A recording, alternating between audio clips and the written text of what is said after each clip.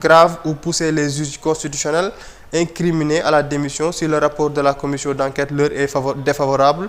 Nul ne peut comprendre la stratégie suicidaire du gouvernement d'abîmer l'image du Conseil constitutionnel et l'honorabilité de ses juges à quelques mois de l'élection présidentielle.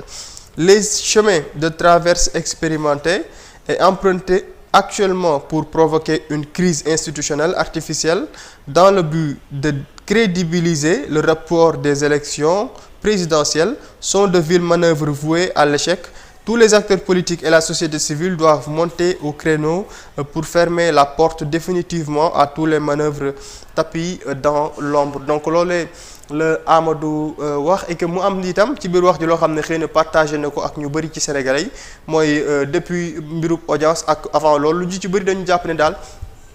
nguur gi fi nekk dañuy wut ay pexe ngir mën a indi prétexte boo xam ne mën na leen a may ñu mën a poussaat élection yi boobaak léegi ba tey malgré que président de la république keroog gannaaw audience ba génnaat na def ab communiqué daal di yëgle ne kenn puusul élection yi et que dañ koy def ci date bi nga xam ne ci lañu jàpp moom mooy 25 février 2024 waaye boobaak léegi dañuy gis acte yoo xamante ne xëy na dafay tey xelu nit ñi ndax bu ñu gisee façon bi nga xam ne moom la ñu traité lu jëm ci commission d'enquête parlementaire boobee nga xam ne député yu PDS ñoo ko jiite mu mel ni dafa am loxo bu koy pousse wala dafa am lu ñu ci jublu ndax bu ñu gisee tey ji ña jiite assemblée nationale ak ña fa nekk maanaam nañu joxee crédit mbir mi alors que ku mel ni Guy Marius Sagna moom it ci ab publication mi ngi xamle ne maanaam ñoom ñi nekk ci assemblée nationale sax ngir ñu indi ab proposition ba nit ñi traité ko c'est tout un problème alors que ñoom daanaka fi mu ne am nañu ñett mbaa ñeent ci ay proposition wala mbirum commission d'enquête parlementaire yoo xamante ne mi ngi tegu te traité guñ ko suñu xëyee rek bii ñëw ñu daal di ko jël traité ko c'est comme si dafa am une volonté boobu xamante ne nii moom moo nekk ci ginnaaw mu mel ni am na ku ne ci ligne bi salaamaaleykum. allo salaamaaleykum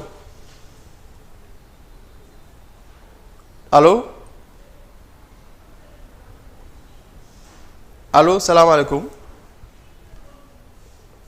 voilà mi ngi noonu donc yéen aussi mën ngeen participer ci waxtaan bi au 77 227 12 12 su ko defee yéen tam ngeen mën di joxe waale seen xalaat par rapport ak bile actualité par rapport ak Guy Marius Sagna moom mi ngi dénoncé tey jii faible maanaam ni ñu. Daanaka jëlee commission d'enquête parlementaire bi traité ko rek ci saa si mu gaaw loolu itam dafa bokk ci liy tey xelu nit ñi ci lan lañ ci nar ba mu jaral leen ñu daal di koy lijjanti fast track de cette manière moom Guy Marius Sagna mi ngi wax ni donc à l'Assemblée nationale du Sénégal une proposition de mise sur pied d'une commission d'enquête parlementaire peut être traitée avant plus de 8 autres propositions de résolution de mise sur pied de commission d'enquête parlementaire. Je dénonce le président de l'Assemblée nationale et les députés de Benno Bokk Yakaar qui imposent ce fonctionnement antidémocratique. J'interpelle le groupe parlementaire Wallu. Je suis solidaire avec eux comme avec toutes les autres victimes du parrainage et du Conseil constitutionnel. Mais le groupe parlementaire Wallu peut-il cautionner qu'une injustice, celle dont sont victimes Karim Wade et Ousmane Sonko, soit réglée en commettant une injustice, celle d'ignorer les 8 propositions de résolution de mise sur pied de commission d'enquête parlementaire antérieure à la leur. Je sais que le groupe parlementaire Benno Bokk Yakaar composé des députés de Macky Sall se moque pas mal de savoir si l'engrais, le matériel agricole et les semences certifiées subventionnées arrivent bien aux paysans. Je sais que le groupe parlementaire Benno Bokk Yakaar se moque de savoir pourquoi les ASP, les policiers et les travailleurs du FERA ont régulièrement des arriérés de salaire, de primes et d'heures supplémentaires. Je sais que le groupe parlementaire Benno Bokk Yakaar se moque de savoir ce que deviennent les veuves et héritiers des 93 djambars morts durant la guerre du Golfe de 1991. Je comprends bien que le groupe parlementaire n'en a que faire de comprendre pourquoi le gouvernement a fait un cadeau fiscal de 136 milliards de francs CFA à Sabodala Gold Operation, filiale de Endeview Mining Corporation. Mais le groupe parlementaire Wallu et PDS se moque-t-il de tout ça? Faut-il ignorer c'était les préoccupations des paysans, policiers, ASP, étudiants, travailleurs du FERA, population de Kédougou, des veuves, des militaires, afin de régler d'abord les intérêts de candidats à l'élection présidentielle de février 2024. Je lance appel Je lance un appel au peuple sénégalais. L'Assemblée ne doit pas faire passer la 9e proposition de résolution de mise sur pied d'une commission d'enquête parlementaire avant 8 autres coalitions antérieures. Ensemble, nous devons faire bagage à ce ravalement des préoccupations justes et légitimes de 8 groupes socio-professionnels à la poubelle qui ont été déposés avant celle du groupe parlementaire Wallu, où on les examine tous en même temps, ou on les examine par ordre d'arrivée. Tous les citoyens comptent les préoccupations de nos concitoyens qui ne sont pas candidats à l'élection présidentielle de 2024 compte moom it Guy Marius Sagna muy dénoncer loo xamante ni itam xëy na lu mën a jaaxal nit ñi la muy ñoo xamante ne nii jàpp nañu ne 8 ci ay commission d'enquête parlementaire yoo xam ne ñu ngi ko doon sàkku foofee ca assemblée nationale 8 yooyu yëpp daanaka amuñu ci réponse ñu gis ne tey jii bi nga xamee ne député yu wàllu sàkku nañu ñoom it ngir ñu amal boobu lay commission taxawal boobu lay commission d'enquête parlementaire mu mel ni assemblée def say def yi teg ngir loolu taxaw muy dénoncer itam loolu ndax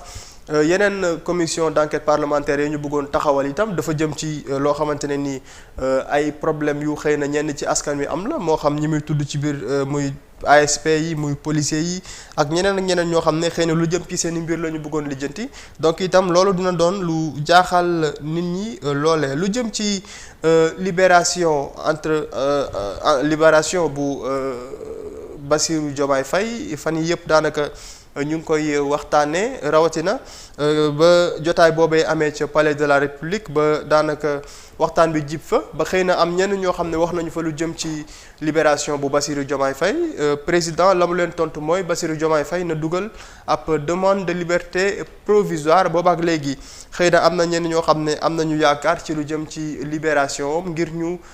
libéré ko moom it mu mën a daal di dem def li nga xam ne moom moo di campagne présidentielle donc yéen itam ñi nga xam ne yéen a ñuy suivre mën ngeen participer ci waxtaan bi su ko defee ngeen woote au 77 227 12 12 77 227 12 12 su ko defee ngeen daal di dugg su ko defee ñu waxtaanee ko sur 313 digital stratégie yi nga xam ne maa ngi ko doon wax léegi te démb mu jóge ci ki nga xam ne moom moo di Ousmane Sonko déjà li xaw a choqué nit ñi un peu mooy naka lay arrivé à ce que li muy wax mu doon lu mu enregistré woon ci ay weer ci ginnaaw en mois de juillet et aujourd'hui daanaka possibilité wala wax ji nga xam ne moom lay wax soo koy déglu dafa mel ni tey la ko wax parce que ci biir wax ji nga xam ne nii moom lay wax mu mel ni am na ku ne ci ligne bi salaamaaleykum. salaamaaleykum. allo retour. allo salaamaaleykum. ayca sëñ bi noo def. yokkal ma ko tuuti rek bijou. allo mbaa am nga jàmm. waa sëñ bi ñu ngi lay ziar. siyaar naa la de. delloo ziar bu baax. ñu ngi lay dellu siyaar. waa ji Ndeya siyaar naa ko de. waaw mi ngi moom xam naa ne dina si jot. nuyul ma ko lu bëree bëree